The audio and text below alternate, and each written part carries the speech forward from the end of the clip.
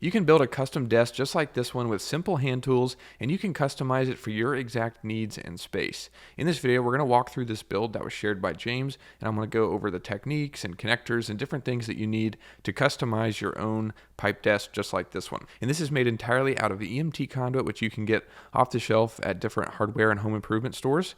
And it's also made with these fittings here that you'll see, and these are made by us in upstate South Carolina, and we ship those all over the country, so builders like James can build their project at home. And you can work with these two materials really easily using hand tools. To cut EMT conduit, you just need a tape measure and marker, and then a rotating pipe and tube cutter to cut the dimensions and the size of the conduit that you need. And then you can assemble maker pipe connectors with a 5mm hex wrench. With just those few hand tools, you can put together a project just like this. And so we're going to go over the design of the frame and kind of break down how you can make it. And a really common desktop that people use, in fact, the desk I'm sitting at right now, I just got a butcher block from Lowe's, and you can get it at IKEA, you get it at Home Depot. There's lots of different places you can get a pre-cut butcher block that's used normally for countertops and things, but they make great desktops as well. And I got mine, it was already stained. And a lot of the ones at IKEA are already stained and whatnot. But you can also get them and stain them yourself if you want.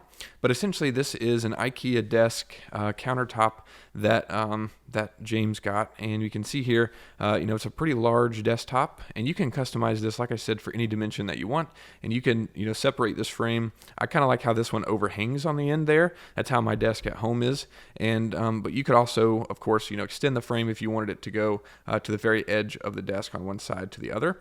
But essentially here we can see that this desk frame is pretty simple overall. It's got 5 verticals, and you can essentially customize the dimension of this and then just use the rotating pipe and tube cutter that we mentioned to get the exact dimension that you want for this height. And you'll just cut 5 of those for the verticals of the desk. And then we can see here some other tubes at the bottom. There's also some at the top of the frame that we can't see because they're covered by the desktop, but we can still, figure out what they are pretty easily. But essentially here, James used the MakerPipe 90-degree connector, which allows you to have that vertical post running through the middle of it, and also allows you to have the pieces of conduit coming out at a 90-degree angle.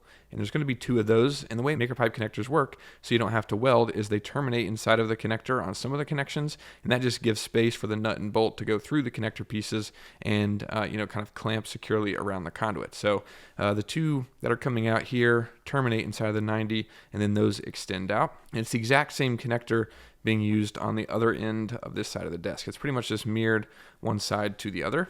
And then, of course, you got the 2 pieces coming out at a 90-degree angle, and then of course that blue vertical that we highlighted already that goes to the middle of the connector. So pretty much using 90-degree connectors there on the bottom, on the back, and they also use that same connector up here at the top as well, and then just did the exact same thing up top where there's going to be that piece coming out, and then it terminates there as we can see, and then it just goes all the way down to the middle of that vertical and then terminates in there, and then it's going to be the same thing going to be back here as well, terminates, and then the same thing going to the front of the frame, just like that. And then essentially with just those 4 90-degree connectors, we've got a main part of the frame put together. We can see here, because this is a pretty large desk and usually these butcher blocks are pretty heavy, you don't want this to just be one long continuous span. You want to support it with a vertical, which is exactly what James did. And we already highlighted that blue vertical going in the middle there. But then James used the 180-degree connector here, which is similar to the 90 in the fact that it joins 3 pieces of conduit together. But the main difference is it has that one through the middle, and then it's got the 2 pieces that come out and terminate inside of it, just like we saw with the 90, except this is at 180 degrees instead of 90 degrees. And that's how James did that vertical support for the framework there. And then at the very top, you could use the 180 again, but since you're not really worrying about your feet interfering it with the same way that you are down here, once you roll your chair underneath, you don't want to be kicking metal conduit. So using the 180 there is a good idea. But up here, you're not really worried too much about that. So you can kind of take advantage of that and add some support, which is what James did using a 4-way connector. And so the 4-way connector is very similar to the 180, where it has the vertical piece going through the middle of the connector. It's got the 2 terminating at 180 degrees. But then there's a difference in the fact that there is another piece that comes out of the four-way and then goes to the front there and then terminates in the front. And that just adds another support bar for the desktop, which is a really good idea. If you've got a heavy butcher block, you can just add some more support to the frame really easily by doing that. And that covers a lot of the connectors. There's only 4 left. And we've got 2 more of the 90-degree connectors there, as we can see here in the corner, because essentially we've got another 3-way corner connection where you've got the vertical going up through the middle. You've got this piece terminates in there, and another piece that terminates in there, stops there. So we got another 90 here. And then all we have left are 3 T connectors. And T connectors join 2 pieces of VMT conduit together and form, just a pretty standard T connection. And that's what you have here, where essentially the vertical runs through the top half of the T, and then the other piece that comes out of it terminates inside of it. And that's exactly what James used to be able to grab on to this bar in the front here. And that means that this bar, you could use the 180 like we did in the back here, to secure these 3 pieces of conduit together, as we can see there. But instead of doing that, James actually has this piece of conduit running continuously from one side to the other. And you can do that as long as your desk isn't over 10 feet. You can just utilize that, keep that one continuous piece, and then he's using the MakerPipe T connector to grab onto that horizontal and then grab onto that piece of conduit coming out of the 4-way in the back there.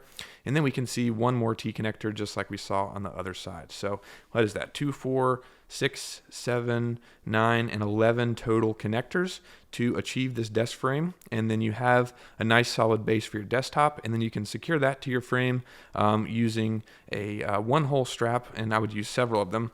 And that's essentially just a piece of hardware that has a hook on it and then a flat piece that you can then add a screw through the one-hole strap and into your material, and you can secure things like that. And if your desktop is heavy enough, you could not do that, but I would recommend it just to have it nice and secured there, and you don't have to worry about it sliding off if you need to move stuff around or whatnot. So I'd recommend doing that. And of course, in addition to those tools we talked about earlier, you can use a screwdriver if you've got one, if you want to use a hand tool, or if you've got an electric drill, that makes it even easier. But with that, you've got your whole desk put together, and it's nice and simple. Like I said, you don't need any specialty tools. You can just use all handheld tools for the whole thing, which is really awesome, and you can get a custom desk. So I hope you guys enjoyed this and found it helpful. If you did, leave a like and consider subscribing. Thanks so much for watching. I'll see you in the next one.